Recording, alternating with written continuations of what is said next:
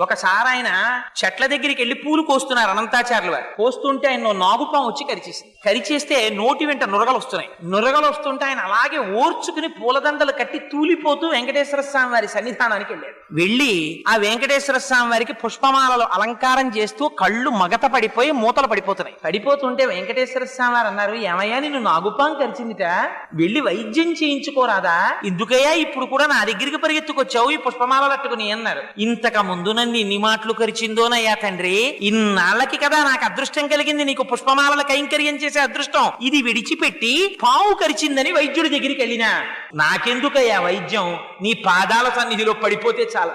ఒక్కసారి ఆయన తల మీద చెయ్యి పెట్టారు, విషం దిగిపోయింది ఆయనకి. చిత్రం ఏమిటో తెలుసా అండి, అనంతాచార్యుల వారి జీవితంలో పొందినటువంటి గొప్పతనం బహుశా ఎవ్వరూ పొందుంటారు. ఆయన పుష్పవాటికని పెంచితే 8 రోజులు ప్రచ్ఛన్న రూపాల్లో వచ్చి పువ్వులు కోసేశారు పద్మావతి శ్రీనివాసులు. పాపం 8 రోజులు కన్ను రెప్ప వెయ్యకుండా కాపలా కాశారు. అంత వృద్ధాప్యంలో అనంతాచార్యుల వారు ఎవరు పట్టుకుపోతున్నారా పువ్వులని. 9వ రోజున శ్రీనివాసుడికి కరుణ కలిగింది. ఎవడు పట్టుకుపోతున్నాడో చూపిద్దాం ఈయనకి అనుకున్నాడు. రాజదంపతుల వేషాల్లో వచ్చారు పద్మావతి శ్రీనివాసులు. వచ్చి ఆయన చక్కగా కనపడ్డ పువ్వుల్లా కోసేస్తున్నాడు, ఆవిడ సిగలో పెట్టేస్తున్నాడు. ఆవిడ చక్కగా పువ్వులన్నీ పెట్టించుకుంటోంది. చూశారు అనంతాచార్యుల వారికి కడుపు మండిపోయింది. ఎవర్రా వీళ్ళిద్దరూ నేను పెంచిన పూల చెట్ల పువ్వులు కోసేస్తున్నారని. స్వామి ఆ అనంతాచార్యుల వారు ఆగ్రహంతో పరిగెత్తుకొచ్చారు. వచ్చేటప్పటికి ఆయన అదృష్టం ఏమిటో తెలుసా అండి, అలా అయ్యవారి నల్లటి చేతుల్లో అమ్మవారి ఎర్రటి చేతులు వేసుకుని వాళ్ళిద్దరూ చట్టాపట్టాలు ఆడుకోవడానికి చేతులు పట్టుకున్నారు. అనంతాచార్యులు వారు పరిగెత్తుకొచ్చారు. ఇద్దరిని పట్టుకోవాలనుకున్నారు, అందుకని ఎక్కడ పట్టుకోవాలి, ఇద్దరూ పట్టుకున్నటువంటి చేతుల్ని గట్టిగా తన 2 చేతులతో పట్టుకుని తన సంకల్లోకి లాగేసుకుంటే వెంకటేశ్వర స్వామి వారు దొరుకుతారా, అందుకని వెంకటేశ్వర స్వామి వారి చేతులు లాగేసుకుని పారిపోయారు. నిజంగా పారిపోయినప్పుడు అందం చూడాలండి, వర్ణిస్తారు మహానుభావుడిది.